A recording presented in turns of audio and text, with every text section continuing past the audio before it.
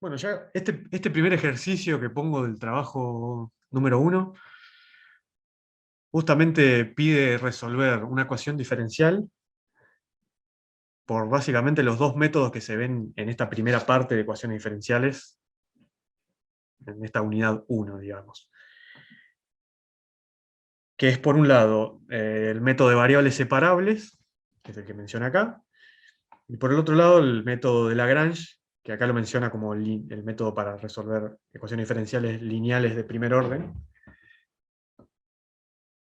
Y básicamente no hay otros métodos en esta primera unidad.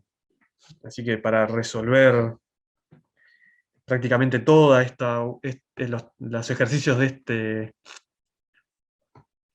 este trabajo práctico, lo que tienen que saber es esto. Pero además, después agregué otro ejercicio, después de en el que tienen que conocer,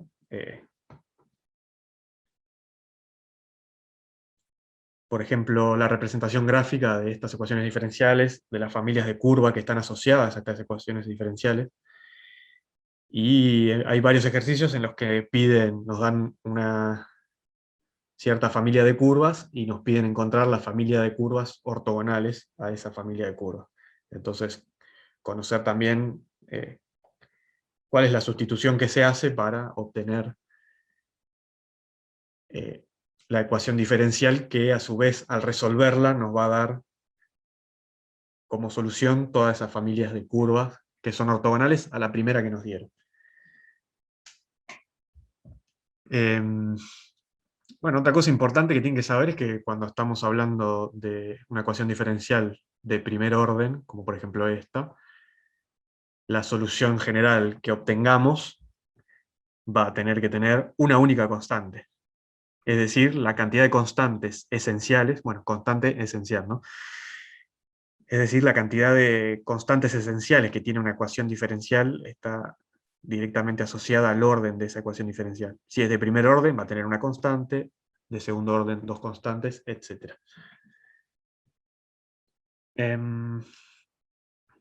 Y bueno, al tener la solución general, es solución general justamente porque tiene esa constante. Quiere decir que hay infinitas soluciones particulares que las voy obteniendo a medida que voy cambiando ese valor de la constante. Que también hay ejercicios en los cuales se dan lo que se llaman condiciones de borde, de tal forma de que uno pueda obtener una única solución que se desprende de esa solución general. Entonces, con la condición de borde, yo puedo obtener un valor específico de la constante, de tal forma de obtener la solución particular. Después, si ven la parte teórica, también en alguna parte se habla de soluciones singulares, pero que no se ven en este curso, ni cómo se obtienen, ni nada por el estilo, así que también, eso está en la parte teórica como para saber que existen, pero nadie se los va a preguntar, ni se van a resolver ejercicios en base a eso. Así que bueno. Bueno, paso entonces a este primer ejercicio, que es el 14 de la guía de trabajos prácticos 1, que dice, la ecuación diferencial y' más 2xy igual a 6x puede resolverse como lineal de primer orden o bien como de variables separables. Verifique que por ambos métodos de resolución se obtiene la misma solución general o formas equivalentes. Una aclaración más es que hay veces en las cuales no se pueden separar variables. No hay forma algebraica de hacerlo, y sí o sí hay que aplicar el otro método. Pero algunas veces sí se puede aplicar de variables, sí se pueden separar las variables, entonces se puede aplicar el método de variables separables directamente. Más allá de eso, muchas veces, o sea, uno no se da cuenta cómo separar las variables, y bueno, directamente aplica el otro método, y es lo mismo, se tiene que llegar exactamente a la misma solución. Entonces, bueno, en este ejercicio, primero acá empecé por el método de Lagrange, que está la demostración en la parte teórica. A mí me parece, está la demostración, y al final de la demostración hay una fórmula de aplicación directa, digamos, de lo que hay que hacer para empezar a obtener la solución. Pero bueno, a mí me parece que se entiende más como viendo cómo se define desde el inicio y hacer todo este procedimiento, aunque a veces resulte un poquito tedioso, hacerlo igual como para... Es más fácil acordarse del procedimiento que acordarse de la fórmula, en mi opinión. Así que bueno, entonces lo que hace este método básicamente es definir la función y como una multiplicación de otras dos funciones, que acá la llamo u y b.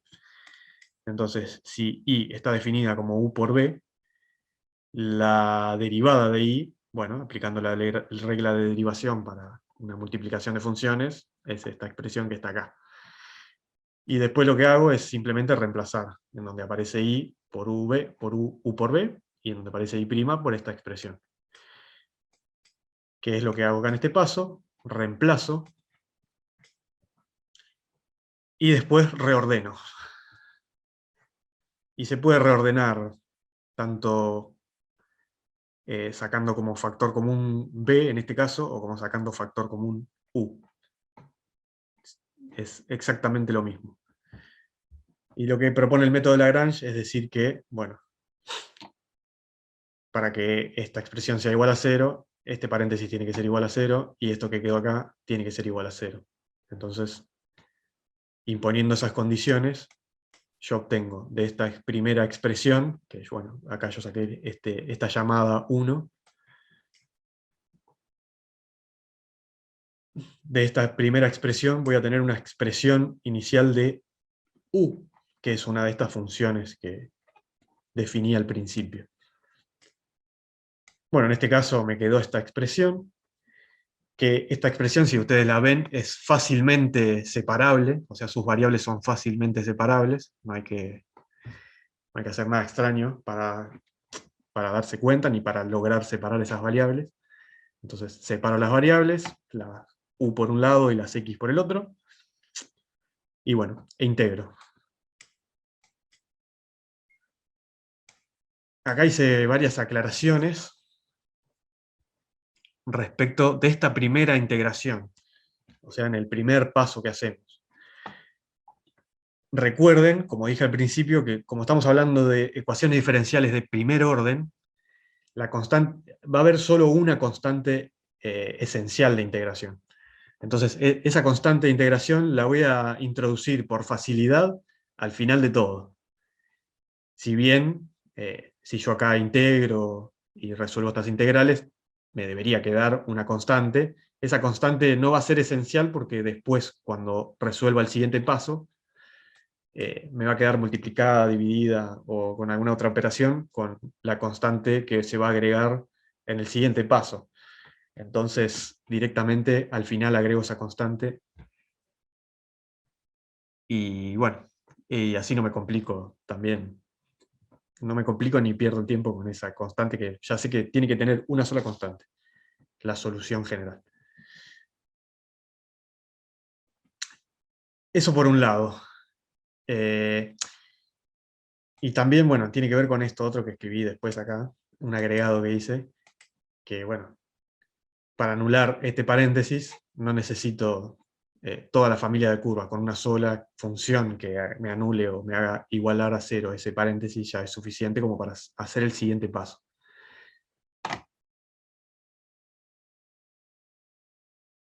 Bueno, integré y bueno, como acá tengo el logaritmo de u, logaritmo neperiano de u, y quiero despejar la u para obtener la expresión de esta función u, elevé toda la e.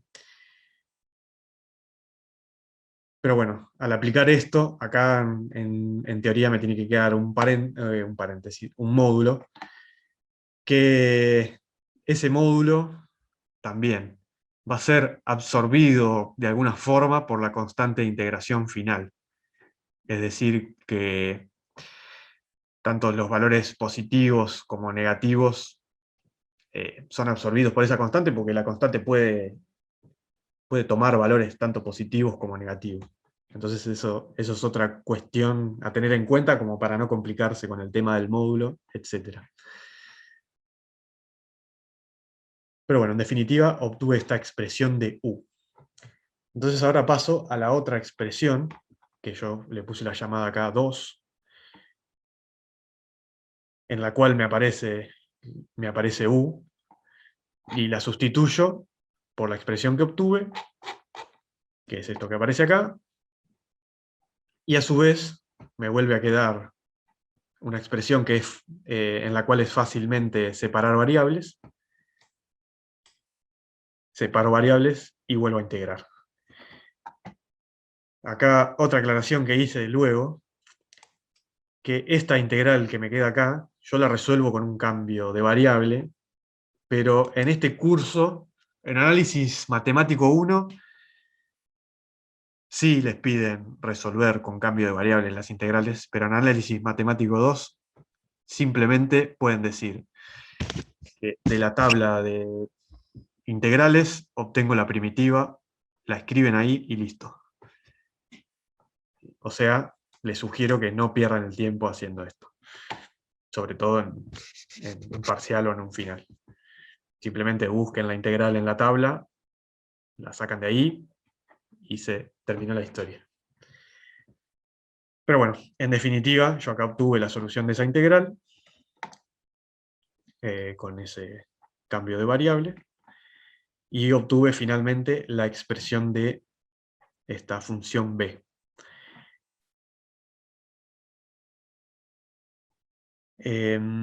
Yo había obtenido para u e a la menos x al cuadrado, que es esta expresión de acá, y como había dicho al principio de todo, que i iba a ser igual a u por b, simplemente multiplico esas dos expresiones, esta que era u y esta que es b. Y bueno, de esa forma yo obtengo la solución general. Ya sí, en este paso, que yo lo agregué después porque justamente me olvidé de la constante. Me olvidé de la constante acá, pero bueno, acá de alguna forma recobré la conciencia y la volví a escribir. Y bueno, y la escribí. Pero recuerden que si no la tuvieron en cuenta la constante en la primera etapa, que está bien para no complicarse, ya en la segunda etapa no se la olviden. No se la olviden porque esta solución general sí o sí tiene una constante de integración. Bueno, ahí operando algebraicamente llegué a esta solución general. ¿Alguna pregunta respecto de esto? No sé si fui medio rápido o algo por el estilo.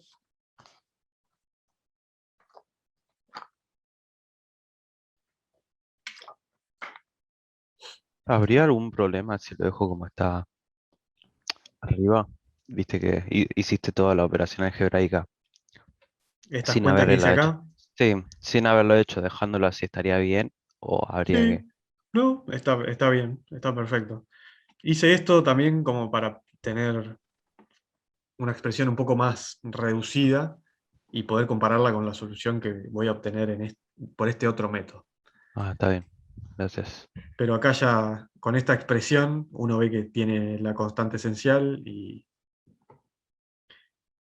qué sé yo, tendemos siempre a dejarlo lo más chiquito posible, pero esta es la solución, sigue siendo la solución.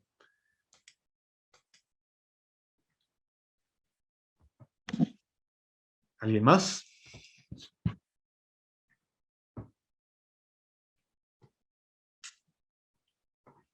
Si no, bueno, paso entonces a la resolución de la misma ecuación diferencial, pero por variables separables. Profe, Sí, entonces todo el procedimiento de la integral se puede hacer con las tablas. No es sí, esto que necesario yo, abrirlo sí, todo. las primitivas que yo resolví con cambio de variable acá y qué sé yo, todas se pueden resolver con tablas, todas. Tanto Buenísimo, esta gracias. como si aparece alguna otra rara, que se complica resolver así fácilmente. Obviamente hay algunas que son muy fáciles y listo, las sacás de una, sin hacer cambio de variables, sin hacer ninguna cosa extraña, pero si ven alguna que les queda complicada, simplemente las buscan en la tabla de integrales y sacan la respuesta de ahí. Siempre fue así, tanto tanto ahora que es virtual como la presencialidad, en los parciales cada uno tenía su tabla de integrales y sacaba las primitivas de ahí. Dale, Es gracias. la tabla Bueno, esa que tiene como un montón de páginas, ¿no? esa misma, sí. Ah, está bien. Gracias. Que tienen, al principio suelen tener las tablas de derivadas y luego las de integrales, que son muchas más. ¿Y eso lo aclaramos en el examen o donde sea, o sea por entendido, si no está el procedimiento? Podés aclarar, se obtiene primitiva de tabla de integrales y ya está, suficiente.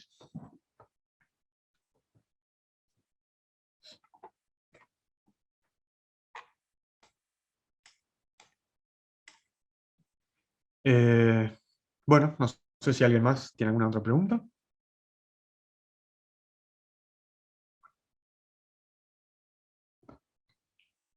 Ok, bueno, iba a subir para ver de nuevo la expresión de la ecuación diferencial. Lo único que hago es sustituir, ¿no? y' por lo que es la derivada de y respecto de x, ¿no? Y de esa forma empiezo a operar algebraicamente sacando factor común, en este caso la x, que bueno, en definitiva saqué factor común 2x,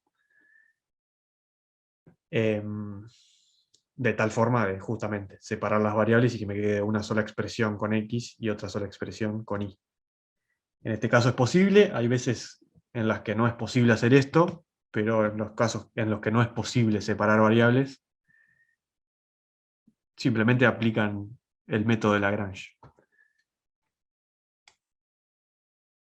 En este caso sí es posible, además igualmente aplicamos el método de Lagrange para ver qué daba. Y bueno, acá hacemos nuevamente la separación de variables e integramos. Nuevamente acá, en este caso, yo saqué un asterisco y resolví con cambio de variables esta integral. No hace falta, de vuelta, lo dejé acá aclarado. Pueden obtenerlo de la tabla, pero bueno, yo lo resolví. Acá está el resultado de esta integral del lado izquierdo de la igualdad, digamos. Y luego esta integral es fácilmente, tiene una respuesta fácil, así que simplemente escribí la primitiva acá, que en este caso, obviamente, como no tenemos dos pasos como en el método de Lagrange, sí o sí ya agreguen la constante. Ahora bien, yo necesito, para resolver esta ecuación, la solución general, necesito despejar la y. Entonces, nuevamente, hago el exponencial con e. Y bueno, voy resolviendo. Acá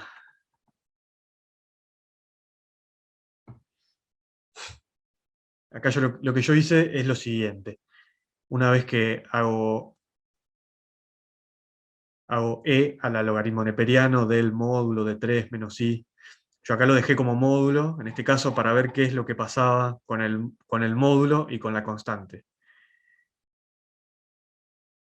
Lo que hago acá es agregar una constante K1, por llamarla de alguna forma, que es la que absorbe ese módulo. Y este proceso, de nuevo, no hace falta que lo hagan con los módulos, simplemente ténganlo en cuenta de que la constante es la que va a absorber el más menos de ese módulo.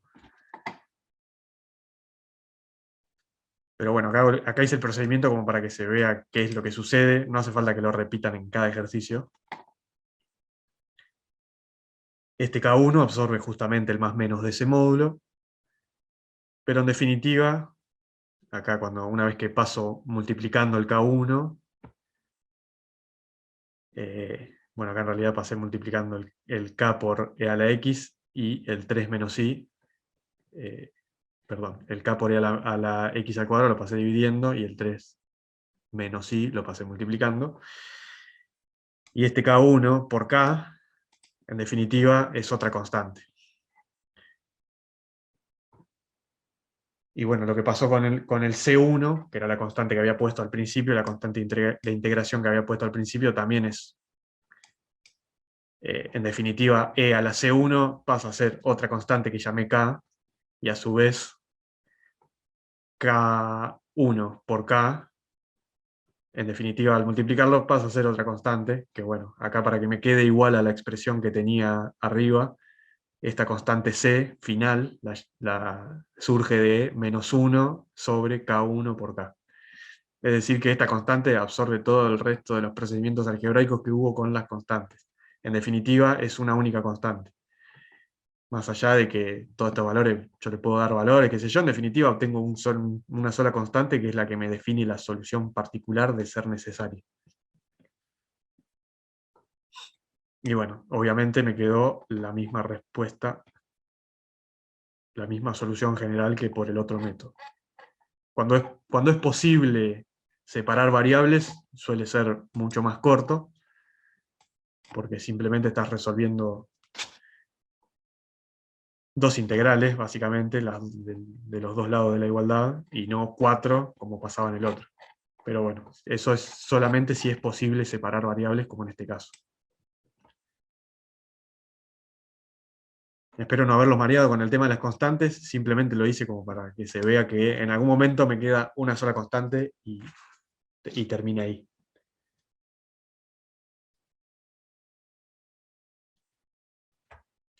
Así que bueno, este es el momento de, si quedó alguna cosa ahí medio en el aire, me digan.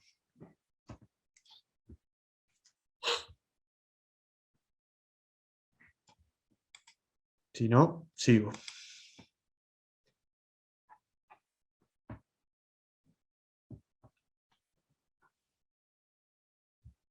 Bueno.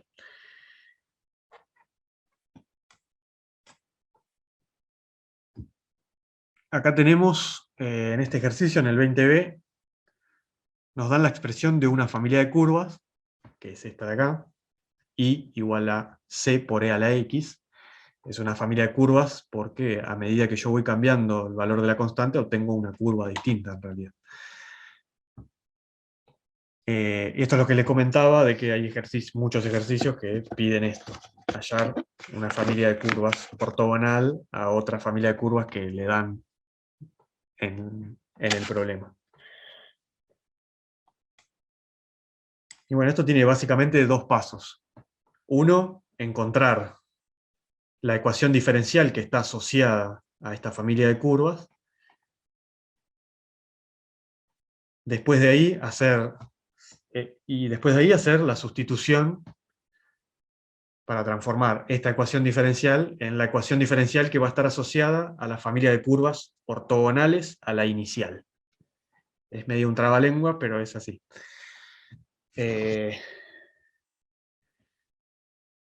Así que bueno, en primer lugar, hay que, desde esta familia de curvas, o sea, desde esta expresión, que sería la solución general a esta ecuación diferencial, desde la solución general llegar a la ecuación diferencial. Lo primero que se hace es, entonces, derivar esta expresión, que es lo que hago de primer renglón, despejo la constante de esta expresión en la cual yo hice la derivada, y la constante la sustituyo en la expresión original, que es lo que hice acá. En este caso se me cancelan los e a la x y finalmente la ecuación diferencial me queda y igual a y'. Si ustedes ahora quieren resolver esta ecuación diferencial, van a llegar a esta solución general. Pero bueno, eso si quisieran verificar que llegan a la familia de curvas de la cual partieron, ¿no? Pero bueno, acá no hice eso, simplemente lo que hice fue sustituir y' por -1 sobre y'. Si se acuerdan, de análisis 1, cuando tenían una derivada y querían obtener una recta tangente, tenían una curva y querían obtener una recta tangente, hacían la derivada, la evaluaban en el punto y eso les daba la pendiente de la recta tangente en ese punto. Ahora bien, para obtener no la tangente, sino la ortogonal o perpendicular, es la inversa y opuesta a esa pendiente. No sé si se acuerdan de eso, pero ténganlo en cuenta que va a ser siempre así y les va a servir mucho para las siguientes unidades también. Entonces simplemente lo que hago es eso. Como la derivada primera me indica la pendiente de la recta tangente en los puntos que sean, cambio esta expresión por la inversa y la opuesta para obtener las ortogonales. Así que en definitiva lo que hago es armarme una nueva ecuación diferencial, que en este caso sí la voy a tener que resolver para obtener la solución general, que van a ser las curvas que, bueno, me verifican esta ecuación diferencial, y que en este caso es la familia de curvas ortogonal a esta familia de curvas original. Bueno, en este caso, nuevamente es muy fácilmente separables las variables, así que es muy simple esta resolución. Y bueno, estas curvas van a ser ortogonales a todas estas curvas, en todos sus puntos. Eso es lo que quiere decir familias de curvas ortogonales. Cada una de las curvas de esta familia es ortogonal a cada una de las curvas de esta familia en todos los puntos en los que se intersecan. Bueno, y como ven acá, también partimos de una ecuación diferencial de primer orden y obtenemos una solución general que tiene una única constante esencial. Eso ténganlo presente siempre para no olvidarse de las constantes, o de la constante esencial, en este caso. Bueno, y acá ya pasaría a topología. ¿Alguna pregunta, consulta?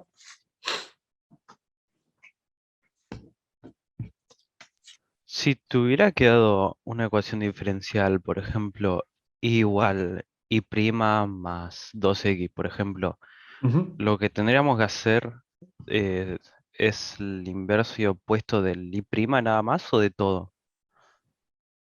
No sé si me Nada explico. más, nada más. La sustitución que hay que hacer es y' por -1 sobre y'. O sea, si tengo un más 2x, eso no cambia. No cambia nada, exactamente. Si acá hubiera tenido, por ejemplo, y' más 2x, como decís vos, me hubiera quedado la ecuación diferencial que está asociada a la familia de curvas ortogonal de la familia de curvas ortogonal inicial, va a ser -1 sobre y' más 2x. Perfecto, gracias. No, de nada. Sí, sí, es la única sustitución que tienen que hacer. El y' por -1 sobre y'.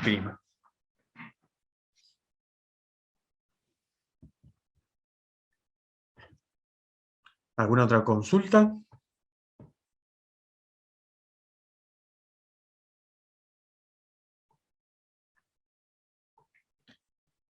Si no, bueno, paso a algunos ejercicios del trabajo práctico 2. Eh, bueno, como les dije al principio, del trabajo práctico 2 no les van a preguntar definiciones de qué es un punto, no sé, interno, o un punto aislado, o los muchos tipos de conjuntos que hay. Pero sí es importante saber algunos, o tener muy claro algunos, para poder entender las definiciones de las siguientes unidades. Pero bueno, nadie les va a preguntar. Nadie les va a preguntar directamente que definan eso. No, eso no va a suceder. Pero bueno, igualmente lo tienen ahí en los apuntes teóricos, lo tienen perfectamente definido y ordenado. Pero bueno, algo importante sí, que es importante e interesante saberlo, y está bueno también que se hagan una especie de listita de cuáles son las cónicas en R2 y las cónicas en R3. Porque sí van a tener que realizar muchos gráficos en, bueno, en los parciales y en los finales. Así que es importante que tengan más o menos, que estén más o menos cancheros este, con cómo se ven algebraicamente esas cónicas. Hay un apunte, creo que está subido en el aula virtual, no lo puedo asegurar, pero es lo más probable, que si no recuerdo mal, a ver si lo encuentro y se los muestro, pero es de una universidad de Costa Rica, creo, y están ahí todas estas cónicas ordenadas, explicadas y con gráficos. Está, la verdad, que muy bien hecho. Y bueno, de hecho me lo pasó Andrea eso, así que estimo que lo subió al aula virtual. A ver si lo llego a encontrar, se los muestro rápido, si no, bueno, sigo, después me fijo y si no está, lo subo yo, le aviso a Andrea y lo subo yo, pero casi seguro que está. A ver acá. Tal vez está acá. No, acá no está.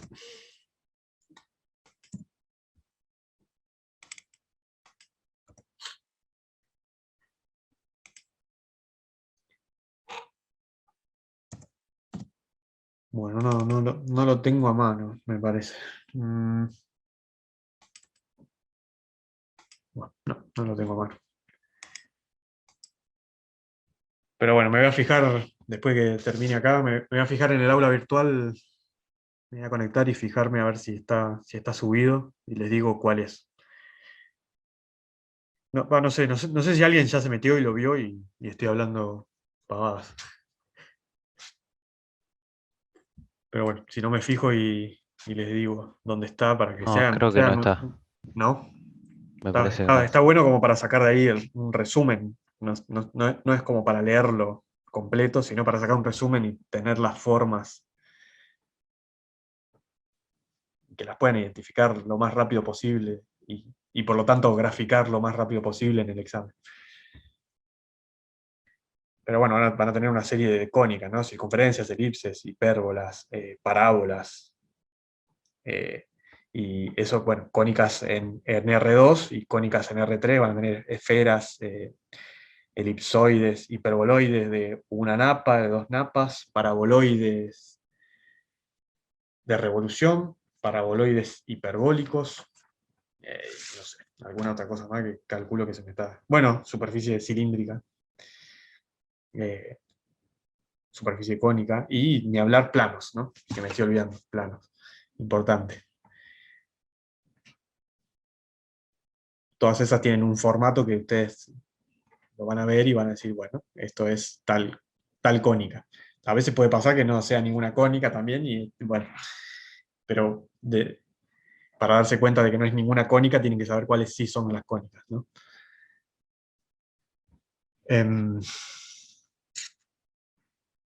Igualmente, más allá de que es importante y está bueno tener eh, lo más claro posible eso, muchas veces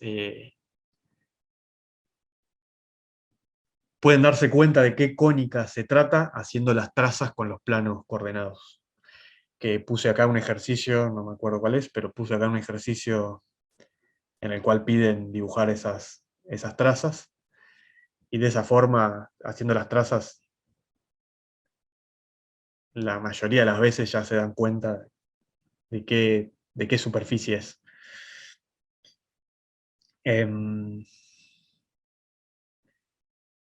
Bueno, básicamente eso es como un resumen de lo importante, creo yo, para esta unidad. Que también es una especie de unidad así medio introductoria,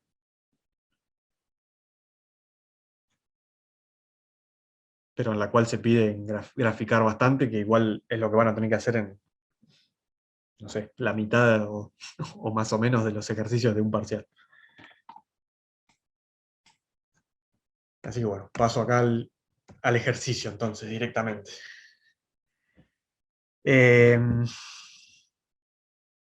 Bueno, justamente, en este ejercicio pide representar geométricamente los conjuntos de nivel de los campos escalares que, bueno, se van dando en cada punto.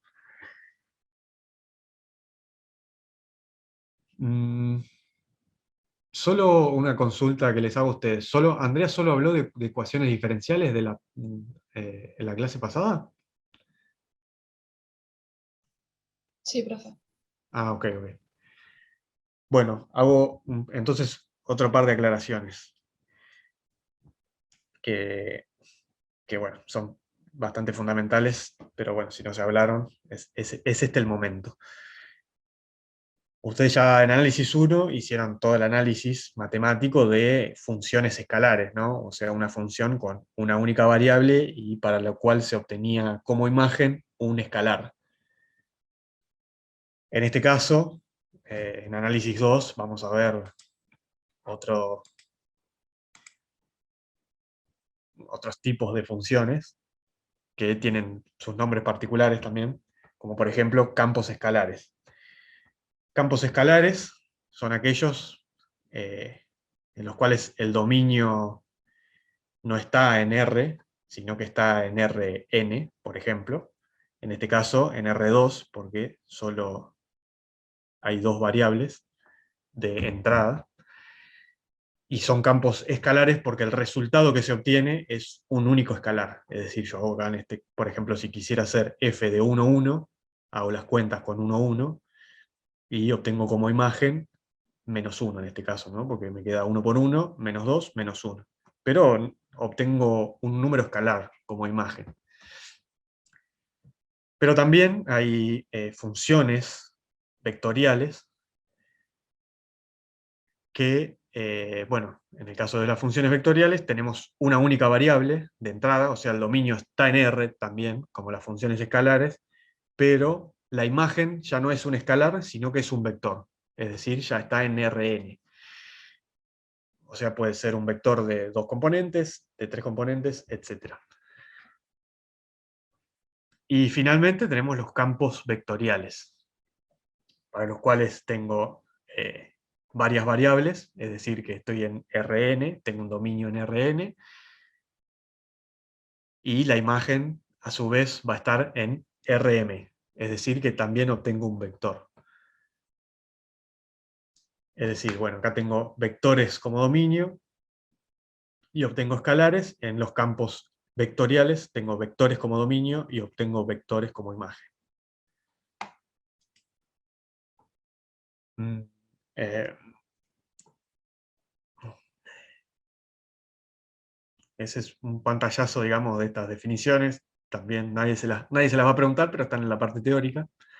Nadie se las va a preguntar como tal en ningún examen, pero bueno, obviamente las tienen que saber, por lo menos para saber de qué se está hablando, nada más.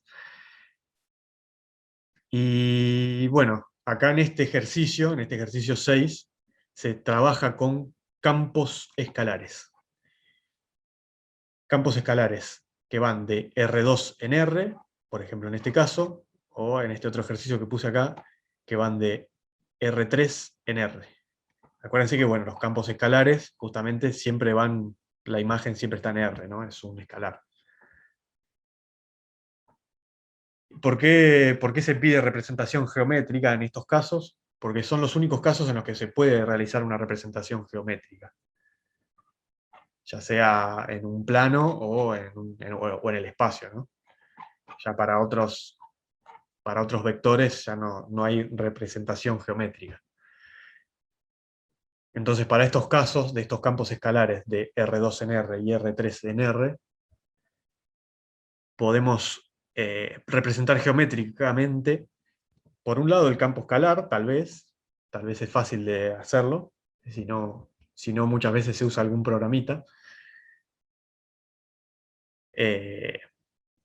Y también las curvas de nivel o conjuntos de nivel, que para plantear los conjuntos de nivel se plantea esto. Es decir, se iguala el campo escalar a una constante, y luego lo que se va haciendo es, para obtener la curva de nivel 1, por ejemplo, se le da el valor a la constante 1. Para obtener la curva de nivel 0 también se le da el valor a la constante 0. Y así sucesivamente. Y puedo obtener, yo acá uso constantes enteras, pero podría ser curva de nivel, si quiero, de 1,5, lo que yo quiera, o inclusive números irracionales, lo que se les ocurra. Dentro de los números reales, ¿no? Obviamente.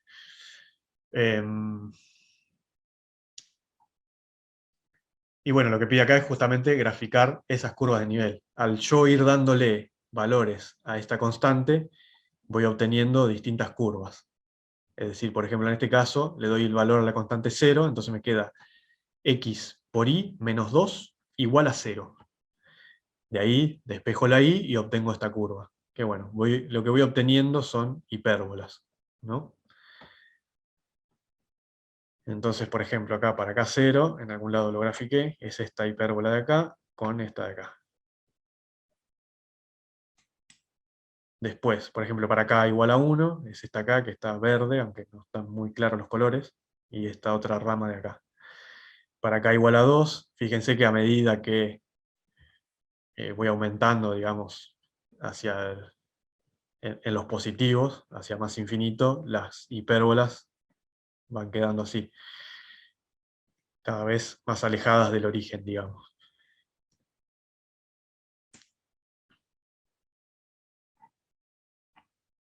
Y bueno, estas son las curvas de nivel. Esto, no sé si alguno cursa, si alguno de los que está inscriptos en este curso es de ingeniería civil, pero tal vez tenga algún concepto de lo que son curvas de nivel en ese ámbito, digamos. Tal vez para los que están en otras especialidades, tal vez no tanto, pero puede ser que sí, que lo hayan visto igualmente en el secundario.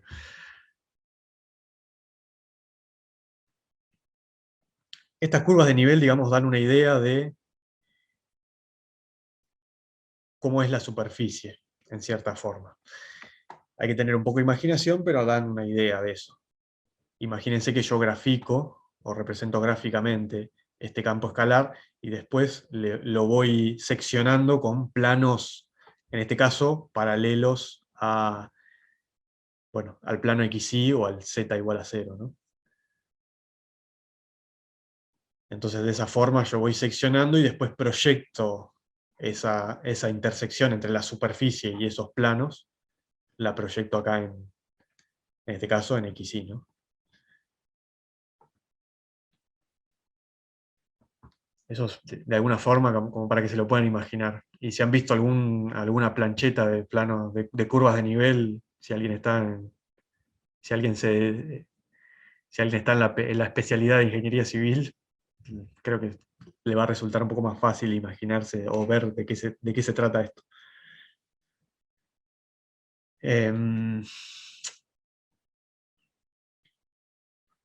Bueno, como les decía, acá a medida que voy aumentando hacia el más infinito, digamos, las hipérbolas se van separando cada vez más. Y cuando ya me paso a los negativos, en este caso, bueno, para -1 sigo teniendo una curva que va a ir por acá en realidad, y para -2 ya paso a obtener los ejes coordenados. Si se fijan acá, con -2, esto se me hace igual a 0, y para que x por y sea igual a 0, tengo dos respuestas. O que y sea igual a 0, o x sea igual a 0. Que, bueno, estas expresiones son las expresiones de los ejes coordenados, ¿no? Esta sería y igual a 0, y esta sería x igual a 0. Ya cuando paso así a números menores a -2, sí ya paso a los otros cuadrantes, ¿no? Del plano XY. Para -3 tengo esta expresión, para -4 voy a tener otra hipérbola por acá, para -5, etcétera, etcétera, ¿no?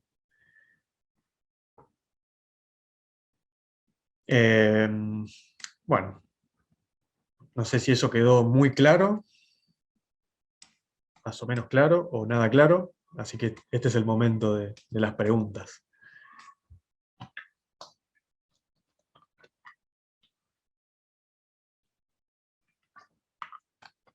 ¿Sí? ¿Nadie?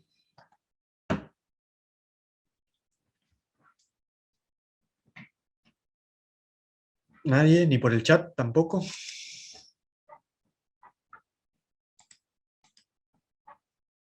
Ok, Rocío dice que no. Bueno, entonces sigo. Si para esto tenían que tener un poco de imaginación, para campos escalares de R3 en R van a tener que tener un poco más de imaginación, porque obviamente eh, R3 en R no se puede representar geométricamente, digamos, esa superficie que la superficie estaría ya en un espacio de R4, ¿no? Sin embargo, sí podemos representar las curvas de nivel, que, bueno, en este caso no serían curvas de nivel, sino que serían superficies de nivel, porque van a estar en R3. Para este punto, el 6E, tenemos este campo escalar, planteamos las superficies de nivel en este caso, igualando acá, y lo único que hice acá fue hacer un pequeño arreglo algebraico para darme cuenta de que esto se trata de superficies esféricas que van a tener centro en 0, 0, 0 y un radio de raíz de e a la k. Y bueno, acá por facilidad y para que se entienda lo mejor posible, dibujé nada más que en el primer octante, pero recuerden que estos son superficies esféricas, o sea que están en los 8 octantes del R3. Pero bueno, por ejemplo, acá puse para k igual 0. Cuando k es igual a 0, me queda que e a la 0 es 1, raíz de 1 es 1. Por lo tanto, el radio de esta superficie esférica, que reitero, está dibujada nada más que en el primer octante, el radio es 1, y bueno, ahí yo dibujé en este caso las trazas respecto a los planos coordenados, y bueno, me quedó ahí la superficie dibujada nada más que en el primer octante. Después, por ejemplo, para acá, acá lo escribí, para acá igual a 1, el radio va a ser e a la 1, es e raíz de e. Entonces tengo como radio raíz de e. Entonces tengo esta otra superficie esférica. Para acá igual a 2, tengo que el radio es e, porque raíz de e al cuadrado es e. Entonces dibujé esta otra superficie esférica y así sucesivamente a medida que voy aumentando el K. Si lo fuera disminuyendo, ¿qué se imaginan que pasa? Si ya pasara a, por ejemplo, e a la menos 1.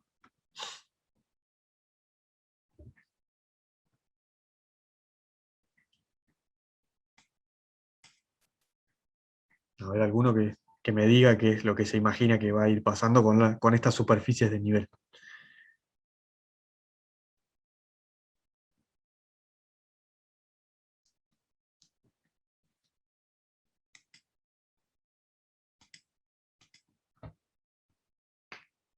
¿Nadie? ¿Nadie que se haga una idea? Vuelve a estar como estaba con los valores positivos, ¿puede ser? No entendí muy bien qué quisiste decir. Mm, Em, ah, Como que haya un valor de K negativo que sí. sea igual a K igual a cero, que tenga el mismo gráfico, ¿puede ser? O estoy diciendo cualquier cosa. Mm, para acá igual a 0 tengo esta superficie de nivel, ¿no? Ujú. Imagínense ahora, háganlo con un valor fácil, menos 1, por ejemplo. ¿Cuál va a ser el radio de la superficie esférica?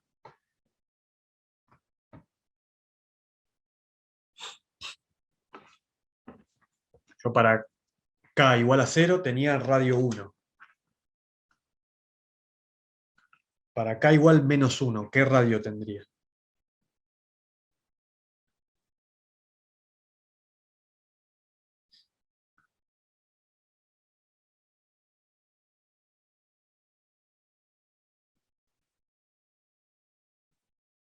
La raíz cuadrada de 1 sobre E. Exactamente, exactamente. A ¿Cuánto da más o menos? 0,60, 65. Claro, aproximadamente eso. Fíjense que cuando ya me empiezo a pasar entonces a los negativos, si lo hacen con e a la -2, les va a dar todavía un radio más chiquito y así sucesivamente. Acá cuando yo iba aumentando los valores de K, las superficies esféricas cada vez iban haciendo más grandes. Cuando empiezo a disminuir, en este caso, los valores de K, las superficies esféricas se van haciendo cada vez más chiquititas. Pero bueno, voy a tener, a medida que me voy acercando acá, sigo teniendo, ¿no? Obviamente, infinitas superficies esféricas para los infinitos valores de K negativos. Así que bueno, lo que va sucediendo es eso, en este caso. Y les hago una pregunta. ¿Por qué dibujé este circulito acá? Porque Es va a algo... tender al origen, pero nunca va a llegar. Exactamente. Este punto, el origen, no pertenece al dominio de este campo escalar, que es lo que escribí acá.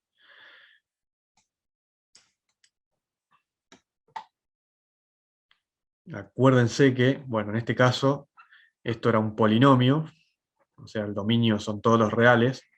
Eso anótenselo siempre bien grande, que en polinomios el dominio son todos los reales. Pero ya acá cuando tengo un logaritmo, obviamente esto no puede ser cero, ni puede ser negativo, pero bueno, en este caso, como están todas las variables al cuadrado, nunca va a ser negativo esto, pero sí podría llegar a ser cero. ¿En qué caso?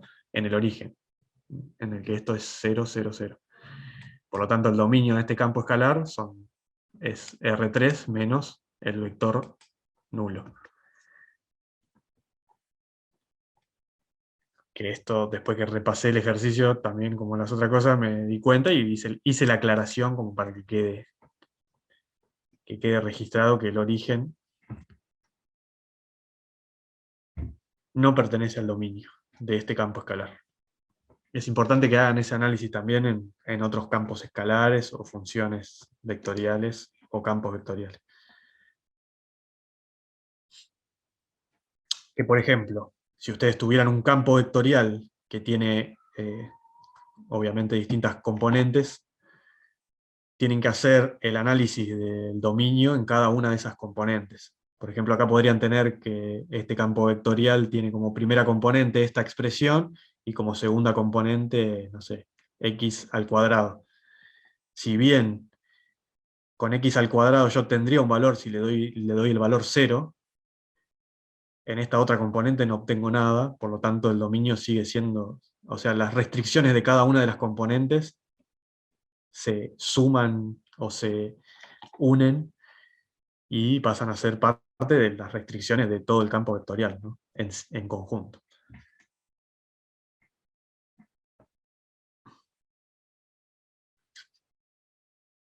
Pero bueno, en definitiva, estos dos ejercicios consistían en eso, en realizar algunos gráficos. Van a ver que tienen un montón más de ejercicios para practicar, y bueno, y ponerse en ritmo para hacer,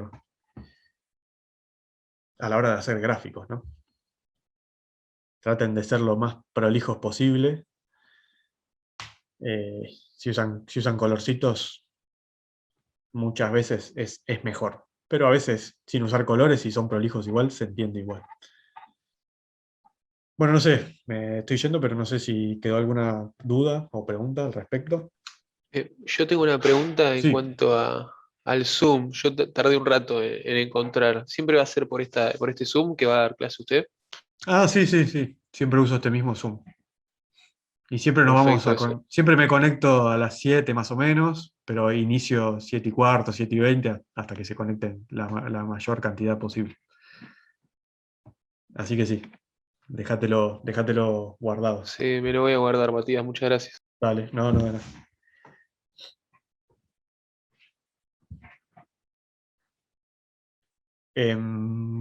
Bueno, paso entonces a un ejercicio más.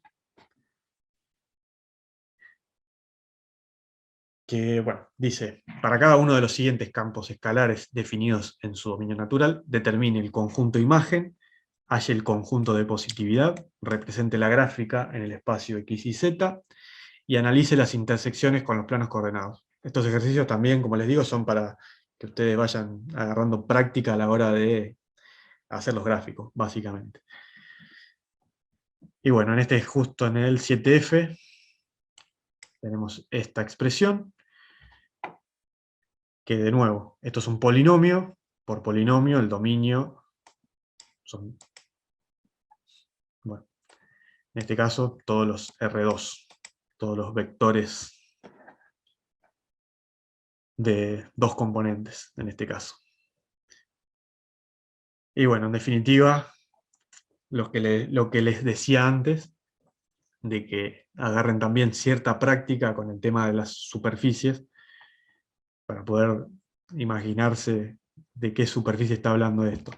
Esta función está definida en XZ, entonces por lo tanto yo la imagen la llamé en el eje Y, perdón. Y bueno, lo único que hice acá, como para reordenar y tratar de darme cuenta de qué se trataba, es sumar 1 a ambos lados de la igualdad y ordenar un poco. Sumé 1 de tal forma de que x cuadrado menos 2x pueda ser completación de cuadrados, que es lo que hice acá en este paso. Y bueno, y de esta forma yo obtengo, hay una forma más visible para darme cuenta de que es un paraboloide de revolución que tiene centro en 1, menos 1 y 0.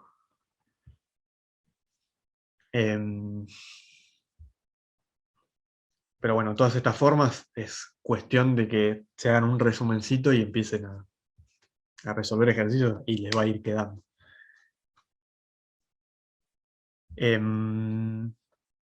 Bueno, así que para graficar, bueno, en primer lugar puse el centro en el punto correspondiente, que habíamos dicho 1 menos 1, 0, o sea, 1 en X, menos 1 en y 0 en Z, o sea, este punto está sobre el plano Z0, y acá para facilidad del gráfico, puse el eje Y apuntando hacia arriba, que bueno, depende de cuál sea la variable a la que asocien la imagen del campo escalar, generalmente conviene apuntarla hacia arriba, generalmente. A veces tal vez no, pero generalmente es así. Bueno, eso por un lado. Supongamos que no se dan cuenta de entrada, y por eso este ejercicio lo pide, las intersecciones con los planos coordenados. Supongamos que no se dan cuenta, bueno, empiecen por las intersecciones. Por ejemplo, acá la intersección con I0, cuando I vale 0, me queda esta expresión de acá, que bueno, si ustedes la miran, es una circunferencia de centro en 1, 0 y radio 1. En el caso de que no se hubieran dado cuenta, en realidad no iban a llegar a esta expresión, sino que iban a llegar a esto que está acá, con esto igual a 0. Nuevamente, siempre intenten completar cuadrados de tal forma de llegar a expresiones de este tipo. Porque bueno, si uno ve que esto es igual a 0, así de entrada no se imagina que es una circunferencia. Sino otra cosa que se puede hacer es graficar algunos puntos, pero bueno, es medio tedioso hacer eso. Pero se puede hacer. En definitiva, cuando le empiecen a agarrar un poco la práctica, se van a dar cuenta ya de que esto lo que tienen que hacer es completación de cuadrados y bueno, van a llegar a una expresión más amigable. Esta circunferencia es la intersección con el plano I0, entonces, como decía, que es esta traza que yo dibujé acá, que tiene obviamente centro en 1, 0, y bueno, radio 1, ¿no? Si tiene radio 1, por lo tanto este punto es el 2 en X, ¿no? Y bueno, y esta circunferencia llega justo hasta ahí, hasta el origen. Después, la intersección con el plano X igual a 0, volviendo a esta de vuelta, llegamos, haciendo las cuentas correspondientes, llegamos a que y es igual a z al cuadrado, que es una parábola que pasa por el origen también, que es esta traza que dibujé acá. Ya en este caso, con esas dos trazas, ya ustedes se van a llegar a imaginar de que esto se trata de un paraboloide de revolución. Y finalmente, la traza con z igual a 0, también es otra parábola, que va a tener el vértice en 1 menos 1, y que es este dibujo que hice acá, más fuerte. Bueno, ya con esas tres trazas ya se van a imaginar ya definitivamente de que se trata de un paraboloide de revolución. Después pedí el conjunto imagen, determinar el conjunto imagen. Bueno, una vez que se dan cuenta de que es un paraboloide de revolución y lo grafican, ya ustedes se pueden llegar a dar cuenta cuál es la imagen. Recuerden que la imagen yo la asocié al eje Y. Si se fijan acá en el gráfico, la imagen va desde -1 a más infinito. ¿Por qué? Porque para todos los valores del dominio, yo solo voy a obtener valores de imagen en este subconjunto, digamos. No obtengo valores menores a -1. Sí o sí, para todos los elementos del dominio, obtengo imágenes que van desde -1 a más infinito. Pueden verificarlo analíticamente, verificarlo entre comillas, ¿no? con algunos pares de valores XZ. Eso por un lado, y el conjunto de positividad, ¿sí? Que el conjunto de positividad, no hay que confundirse, el conjunto de positividad son elementos del dominio. Son elementos del dominio para los cuales yo, aplicando la ley que me imprime ese campo escalar, yo obtengo imágenes positivas. Así que reitero de vuelta, el conjunto de positividad no son elementos de la imagen, sino que son elementos del dominio para los cuales yo obtengo imágenes positivas. Entonces, bueno, acá yo dibujé el plano en el cual tengo puntos del dominio, que es el plano ZX o XZ, y bueno, hice acá un sombreado para todos aquellos puntos para los cuales yo obtengo valores positivos de la imagen. Esto también lo pueden y lo deben ver acá en el gráfico, que bueno, imágenes positivas voy a tener, ¿no?, en la parte positiva del eje Y, y por lo tanto todo lo que quedó acá dentro de esta circunferencia, que era la traza que yo había encontrado con el plano Y igual a 0, para todos estos puntos yo voy a obtener valores negativos, porque son puntos de la superficie del paraboloide que están por debajo, ¿no?, que están del lado del eje Y negativo. Después, para los puntos de la traza, yo no obtengo valores positivos, sino que obtengo valores 0. Para todo el resto, sí obtengo valores positivos. Y acá lo que hice fue escribirlo, digamos, analíticamente, ¿a qué me refiero? Los elementos de este conjunto de positividad son aquellos valores X y Z, que obviamente pertenecen a R2, tal que cumplen esta inecuación. Es decir, en este caso me fui muy arriba, me agarré la expresión de la circunferencia, que acá, bueno, este 0 lo borré porque no me aportaba nada, es x menos 1 al cuadrado más z al cuadrado, que hacen que sea mayor que 1. Recuerden que los puntos que hacían que sea igual a 0 son los puntos de esta circunferencia, que hacían que sea igual a 1, son los puntos de esta circunferencia. ¿Por qué? Porque cumplen con la ecuación de la circunferencia. Es decir, si yo acá pongo un punto que hace que esto sea igual a 1, es un punto que está acá sobre la circunferencia. Si yo pusiera un punto que está por fuera de esa circunferencia, voy a obtener que el resultado de esta expresión es mayor que 1. Lo pueden comprobar, no sé, por ejemplo, con 3, 0, que es un punto que está por acá. Si ponen acá 3 menos 1 es 2 al cuadrado 4, y 0 al cuadrado es 0, 4 es mayor que 1. No hace falta que obviamente chequeen con los infinitos puntos, porque tampoco es posible, pero con solo chequear un punto se dan cuenta de si lo que escribieron, acá es correcto o no. Si les hubiera dado que es menor que 1, en realidad los puntos que me verificarían serían los internos. Pero por ejemplo acá el 1, 0, que es el centro de esta circunferencia, por ejemplo, esto me da 0, 0 no es mayor que 1, es menor que 1 porque, bueno, justamente dio 0. Entonces todos estos puntos no verifican. Esto es como para que puedan escribir el conjunto de positividad de una forma analítica, nada más.